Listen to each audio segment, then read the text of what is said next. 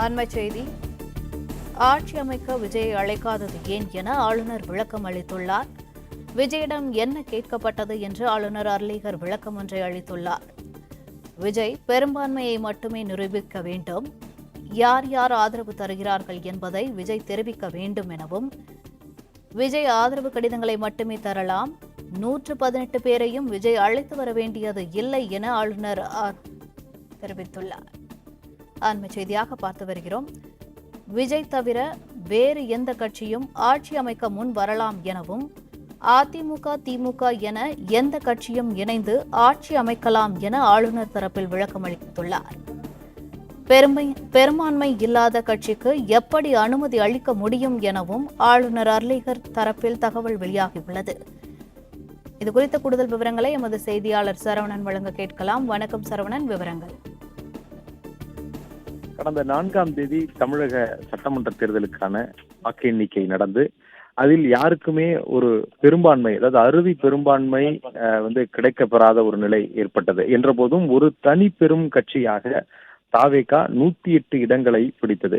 இந்த 108 இடங்களை பிடித்திருந்தாலும் அறுதி பெரும்பான்மைக்கு 118 வேண்டும் என்ற நிலையில இந்த விதிகளை சுட்டிக்காட்டி தனி பெரும் கட்சியாக உருவெடுத்திருக்கக்கூடிய தாவேகா தனக்கு யாருக்கும் ஒரு அறுதி பெரும்பான்மை கிடைக்காத நிலையில் அதிக எண்ணிக்கையில் இருக்கக்கூடிய ஒரு கட்சியாக இதற்கு தனக்கு ஆட்சி அமைப்பதற்கான உரிமையை வழங்க வேண்டும் என்று கடிதம் மூலமாகவும் ஆளுநரை அணுகினார்கள். நேரிலும் சென்று விஜய் சந்தித்து அதற்கான அனுமதியை கொடுத்திருந்தார். அதோடு மட்டுமல்லாமல் காங்கிரஸ் கூட்டணியும் சேர்க்கப்பட்டு அதில் 113 என்ற எண்ணிக்கையில அவர்களுக்கு இருக்கக்கூடிய ஆதரவை கடிதமாக கொடுக்கப்பட்டது, ஆளுநரிடம் கொடுக்கப்பட்டது. என்ற பொழுதும் அதற்கு பிறகு ஆளுநர் ஆட்சி அமைப்பதற்கான அழைப்பு விடுக்கவில்லை.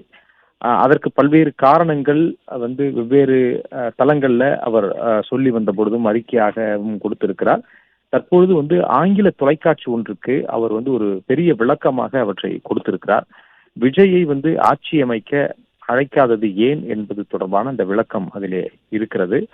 விஜய் பெரும்பான்மையை மட்டுமே நிரூபிக்க வேண்டும், அப்படி பெரும்பான்மையை நிரூபித்தால்தான் ஆட்சி அமைப்பதற்கான அழைப்பை விடுக்க முடியும் என்று அதிலே குறிப்பிட்டிருக்கிறார். பெரும்பான்மையை நிரூபிப்பது என்றால் அத்தனை பேரையும் 118 பேர் பெரும்பான்மை தேவை என்றால் அத்தனை பேரையுமே தனது சேம்பருக்கு அழைக்கவில்லை, அதாவது அந்த மக்கள் பவனுக்கு அழைக்கவில்லை.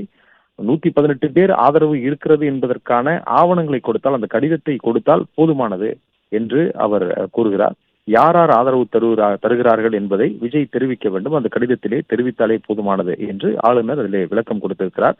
அதே போன்று இந்த விஜயை நான் தடுக்கவில்லை, அவர் பதவியேற்பது தொடர்பாகவோ அல்லது அடுத்த கட்டமாக அவர்கள் ஒரு தனிப்பெரும் கட்சியாக உருவெடுத்திருக்கக்கூடிய நிலையில அவர்கள் பதவியேற்பதற்கான உரிமை இருக்கிறது. ஆனால் பெரும்பான்மையை காண்பிக்க வேண்டும். பெரும்பான்மையை காண்பிக்காததான் தான் இது போன்ற விவரங்களை அவர்களிடம் கேட்பதாகவும் அதை பெரும்பான்மையை நிரூபிக்க வேண்டிய ஒரு சூழலில் அவர்கள் இருப்பதால் அதை கேட்பதாகவும் ஆளுநர் தெரிவித்திருக்கிறார்.